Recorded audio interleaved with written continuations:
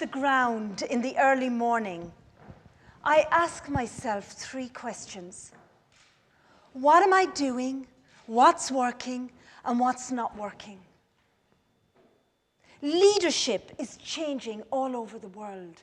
The pulse of leadership is rising like never before. To me, leadership is about presence, impact, and results. You see, I started off by saying, what are you doing? What's working? What's not working? And the reason why in the early morning I ask myself those 3 questions is they very quickly help me to focus for the day ahead. But also, they take me to the essence of presence. Your presence says everything about you. You don't even need to open your mouth. And I remember growing up in Southern Ireland. I grew up in a country estate owned by Lord Delapour Beresford.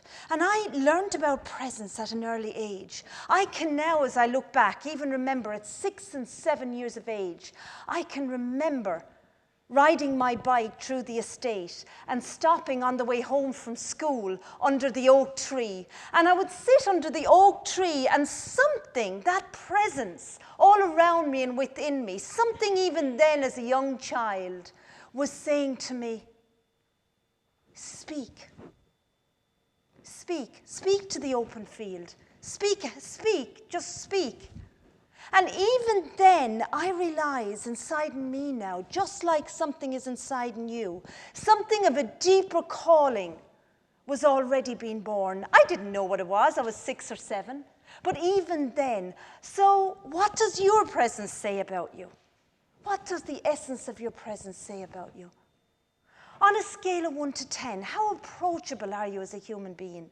Because you see, the whole thing about leadership is, if you are not approachable, how can people get behind you? To me, leadership of the future is not about creating more followers. It's about creating more leaders. Leadership of the future is about encouraging everybody to be the CEO of their own job. I encourage you to spend some time in the early morning. Can I have a show of hands here? How many people take thinking time each day? Thinking time in their diary. Great, excellent. Because it's in that thinking time that the essence of your presence can come forth and tell you where you go next in the world. And my gosh, the world, like never before, needs more leaders. But the world, the pulse around the world is, there's a new pulse. There's a pulse of transparency, authenticity and integrity, just emerging very, very gently. Very, very gently. So if you're called right now to lead in any way in the world, I encourage you to lead and to find the greatness that is within inside yourself. How many people here, can I have a show of hands, has a to-do list? How many people have a to-do list every day? We're great doers, but maybe it's time to stop and just be. Maybe it's time to add a stop doing list. Now, that was one of the things I researched when I looked at leadership. Outstanding leaders are great at cutting the outside noise out. I'm saying to you, cut the outside noise out every day. And follow your passion. Follow that call. Follow that purpose. And to do that, you have to take thinking time. You also have to have a stop doing list, because sometimes we continue to do what doesn't work anymore. And isn't that what has got our world in the challenges that it is today? Because outstanding leadership is about being courageous. It's about stepping out like never before. You know, I have a saying, life begins at the end of your comfort zone. Every day I want you to ask yourself, what if? And I mean what if up, not what if down. What if I was to do today that one thing that's trying to emerge in me today? What direction would it take me today? I remember recently telling my daughter, I said to my daughter, what if I went into your school and what if I spoke to you all in the class? And she said, Mum, I'd leave. So be careful who you ask the what if to. But I encourage you to write that down on a piece of paper. What if? What if you did that which is inside in you? What if you let it emerge? Because you see, too many people I know across the world, they go to the grave with the music still inside in them. I'm saying to you here today, bring that music out. Let it out, whatever that music is. You know, life is just one short moment. Live it. Find your core purpose. Find what it is that's inside in you, that's calling you to lead in whatever area of your life. And then every day, craft it just another bit. The other thing, as I work with corporates across the world, I find that outstanding leaders, they're very focused. It's almost like a Zen-like focus. And they focus on 2 to 3 things, not 10 to 15 things. And then every day, in some small way, you do at least 2 to 3 things that takes you in the direction of where you're called in your life. You know, as I travel the world, I say to people, I'm a very ordinary woman, but I live an extraordinary life. And I live an extraordinary life because why? Because I was the woman that actually from an early age that sat under the oak tree began to listen to that quietness of that presence inside in me. And that quietness of that presence inside in you, I also call it the inner satnav. We have all got an inner satnav. That's an inner guidance system that continually guides you every day of your life. I remember in 2003, I'd had early morning thinking time. And for some reason, I don't even know why today, the United Nations came into my mind. In that time, I didn't know anybody at the United Nations. I knew nobody. And I remember my PA coming in at 9 o'clock that morning, and I told her about what had happened, and she said, Molly, will I put it up on our storyboard? I said, yes, put it up on the storyboard. Little did I know that 2 years later, I would end up studying in New York under Dr. Jean Houston. And as I was studying upstate in New York with Dr. Jean Houston, I ended up one morning sitting at a breakfast table just with a load of women from around the world. And I'd had a dream the night before. And the dream was another part of the vision of what I had to do in my life. It was to set up soul schools around the world of science and soul. And I remember when they came to me and I said, my name is Molly and I don't really want to talk right now. I've had a dream and I'm processing this dream. And they said, well, tell us a bit about it, Molly. And I began to tell them a little bit about the dream.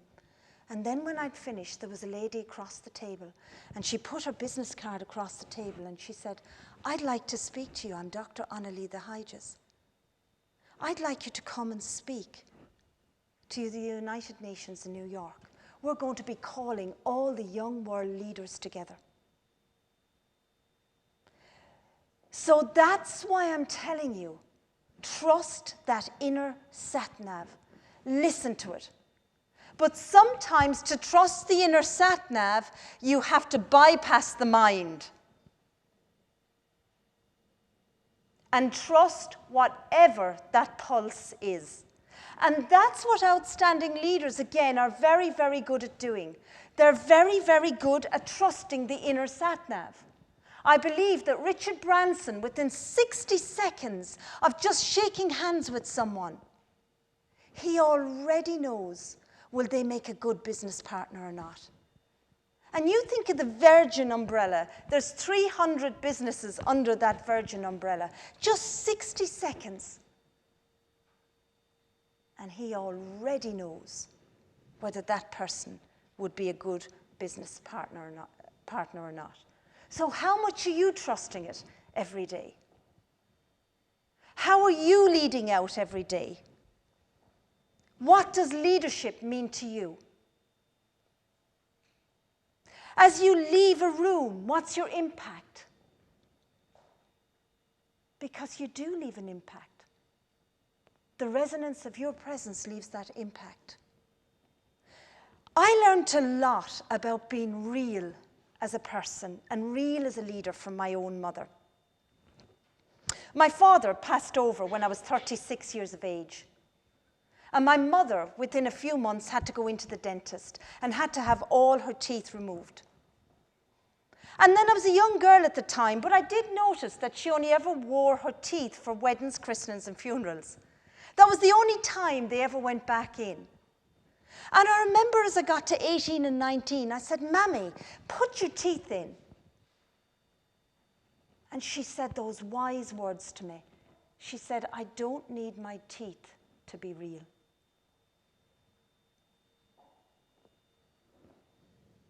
And that's the other thing I find about outstanding leaders.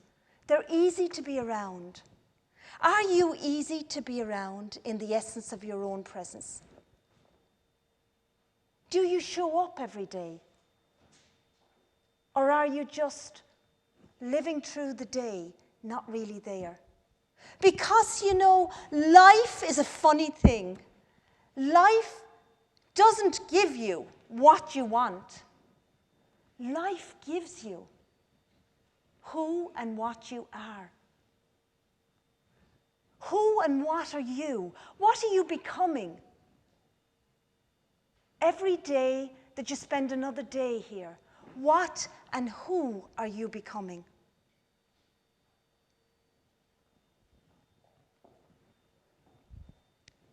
What's working in your life right now? Have you ever stopped to just sit and think, what is working? I travel the world very simply with 2 books. One is a journal which keeps the journal of my vision. The vision that of what I've got to do before I leave here on the planet. And for me, it's a big mission that I hope and will outlive me. It's to reach 333 million people on the planet, to encourage them to be leaders, to encourage them to step up and step forth like never before.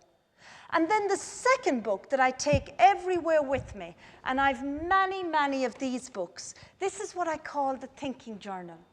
I'd encourage yourself to buy yourself a thinking journal. Carry that everywhere with you. Use it every day of your life. Use it, carry it with you. And in your quiet times, take a moment. In the morning, on the train, wherever you are, open it and use it. Bring it back to who you are as a human being. Because you see, I want you all right now just to look at your thumb and know that nobody else in this world will ever come this way again that will have your thumbprint. You have greatness inside in you. Let that greatness out. Touch it, embrace it, and own it. I'm a passionate reader. And one of the people I really love to read is Krishnamurti. And he speaks about valley people and mountain people. And he said, we're born into the valley. 7 billion amongst us were here in the valley.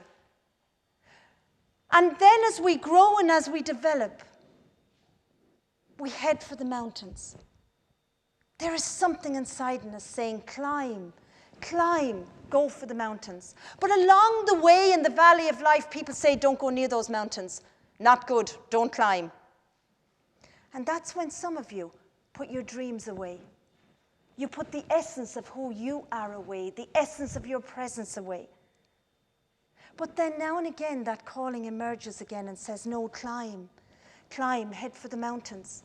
And as I look out at you today, many people are already on the mountain. You've got the picket fence, you've got the lovely house. You've even got the chickens. And you know what Krishnamurti says? No, no, no, no, no, no, no. He says, you must knock the house. Knock the fence. He said, kill the chickens. There's a calling inside of you. Climb. I encourage you to climb. I encourage you to step up and step forth and be the leaders you're born to be. And every morning, as your feet touch the ground, ask yourself 3 questions. What am I doing? What's working? What's not working? Thank you.